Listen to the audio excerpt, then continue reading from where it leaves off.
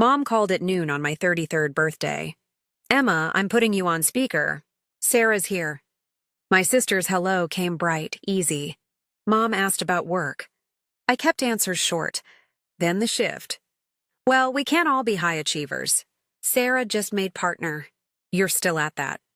Nonprofit? The word landed with a little laugh. Sarah said nothing. Mom continued. Anyway, we're planning the Thanksgiving menu. Sarah's bringing her famous Brussels sprouts. You can bring rolls. Store-bought is fine. I held the phone away for 3 seconds. Brought it back. Emma, honestly, sometimes I think you were put on this earth to teach us patience. You've always been the shame of this family, but we love you anyway. Shame, the word sat in my kitchen. I said I had a meeting and hung up. 20 minutes later, the mail came. Inside, the annual statement from the Margaret and Donald Hartwell Family Trust. I was successor trustee after Dad died 5 years ago.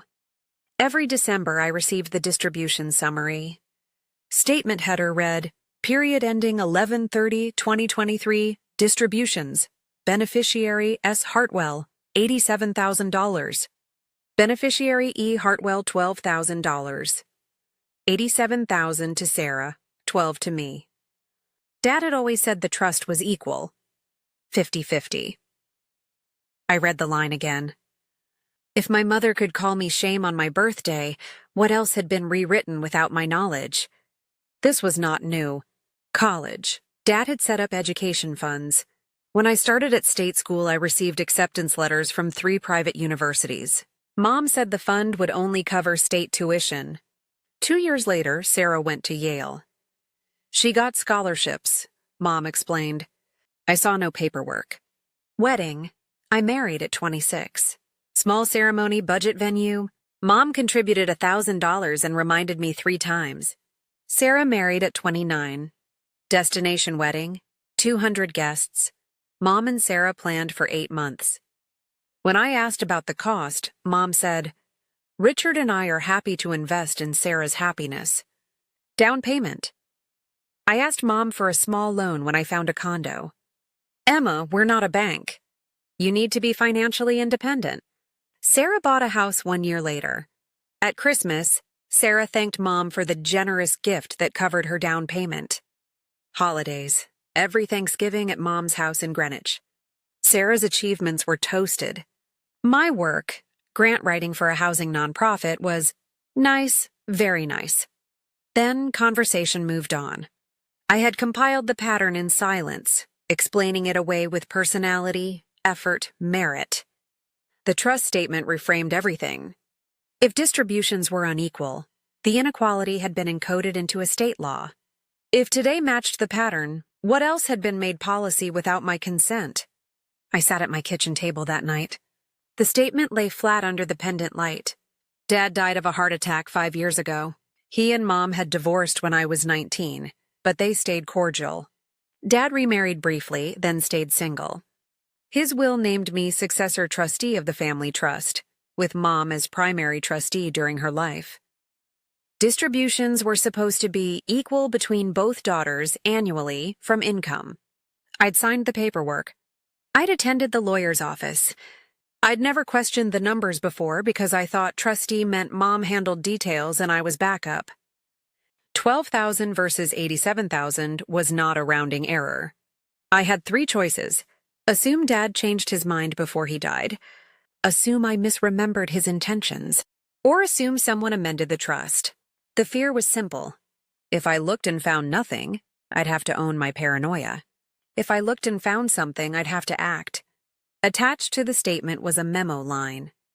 Distribution per amended Schedule C, executed 06/14/2021, June 2021, 2 years ago.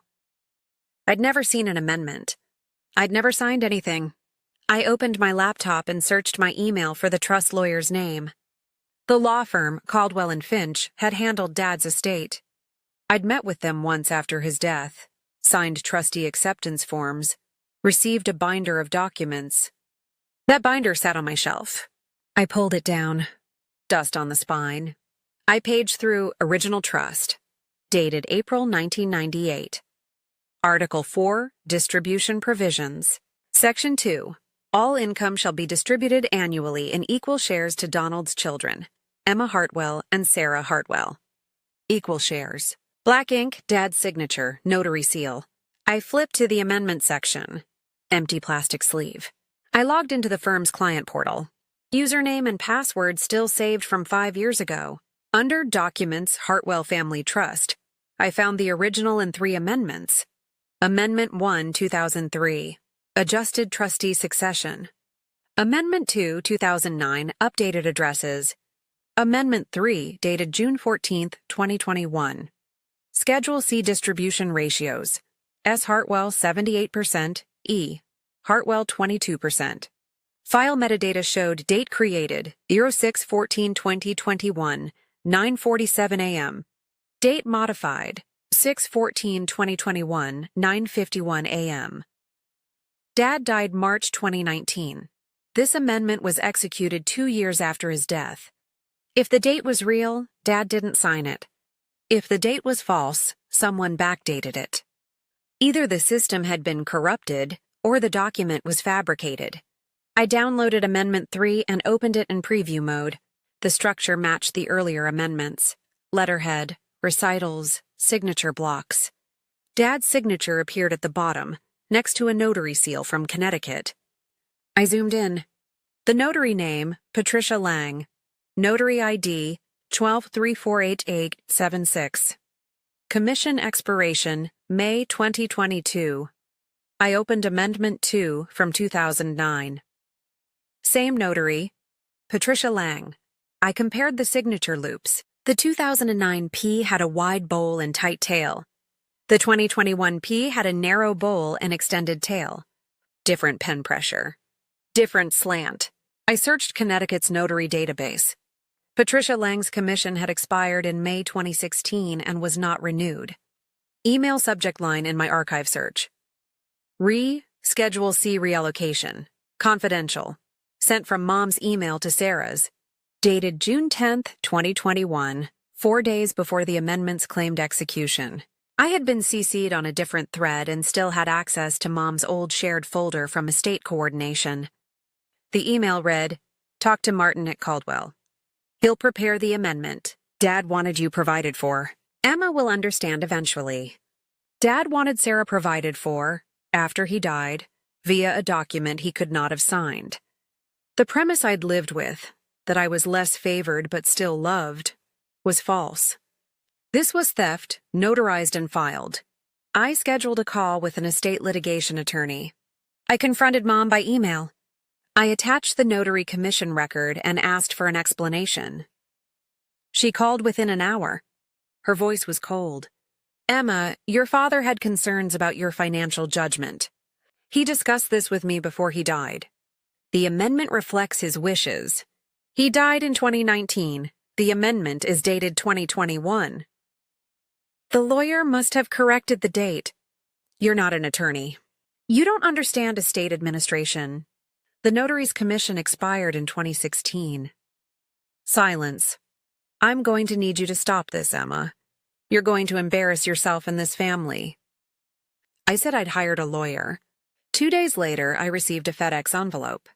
Subject line, Cease and Desist, Hartwell Family Trust Dispute, dated December 9, 2023, from Bergman & Associates, LLP. The letter accused me of bad faith challenges, threatened removal as successor trustee, and demanded I stop harassing family members. That Sunday, Sarah sent a group text to extended family. "Emma is making false accusations about Mom and Dad's trust. Please don't engage with her conspiracy theories. We're handling it legally." My aunt stopped answering my calls. My uncle sent a short reply. "Let the lawyers sort it out." Isolation was the strategy. Silence would let the amendment stand. Sunlight was mine. Mom had remarried 2 years ago. Richard Callahan, a retired consultant. Nice man, quiet money, no kids. They'd signed a prenup. I'd helped organize some of Dad's estate records during probate, and knew Mom had transferred certain assets into her sole name before marrying Richard, assets that should have stayed in trust. Richard didn't know the trust existed. Mom had kept it separate, telling him Dad's estate was fully settled. If Richard knew Mom had hidden appreciating assets worth over $1 million, assets that could be considered marital property under Connecticut law, he'd have questions. I compiled a folder: the fraudulent amendment, the notary discrepancy, the email between Mom and Sarah, and the trust's schedule of assets. I wrote a short cover letter. No accusations, just facts. Richard, I thought you should know about assets Linda retitled during your marriage. I believe you were not informed. I'm sorry to involve you. I sent it via certified mail.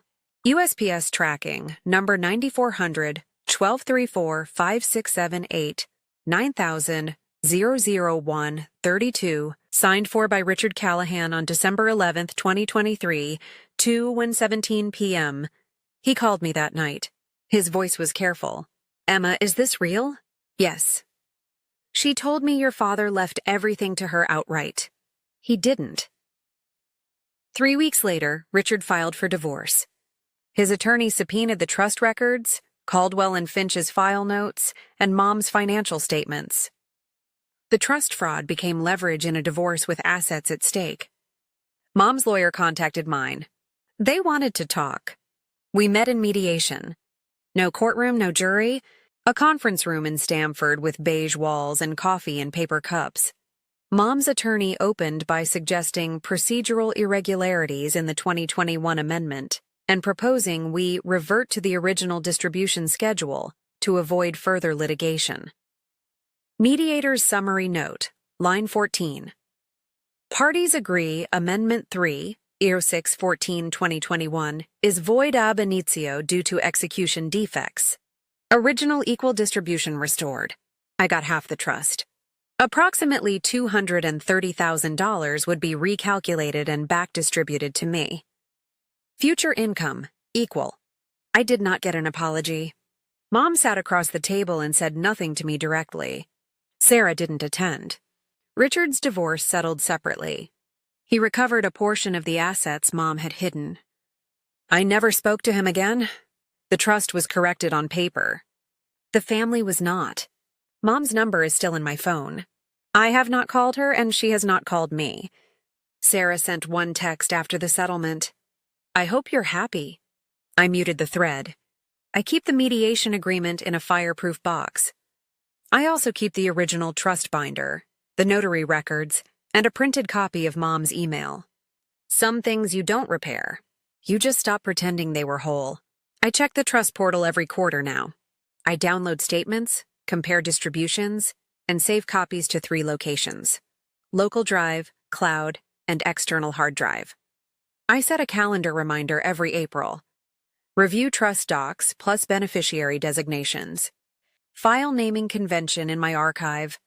Hartwell Trust Statement, Q4 2024, downloaded 01/15/2025, PDF, I'm still successor trustee. When Mom dies, I'll serve. I'll distribute everything equally, document every step, and close it. I don't speak to my mother.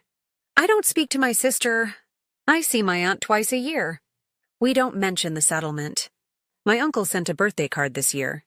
It said, thinking of you. Small truths matter. I still work at the nonprofit. I still live in my condo. On my 34th birthday, I took myself to dinner and ordered what I wanted. No phone calls. No explanations, no shame. If you've ever been told you're imagining a pattern, I want you to ask yourself, what would one document prove? And if you found it, what would you be willing to lose to stand on it? The comments are open.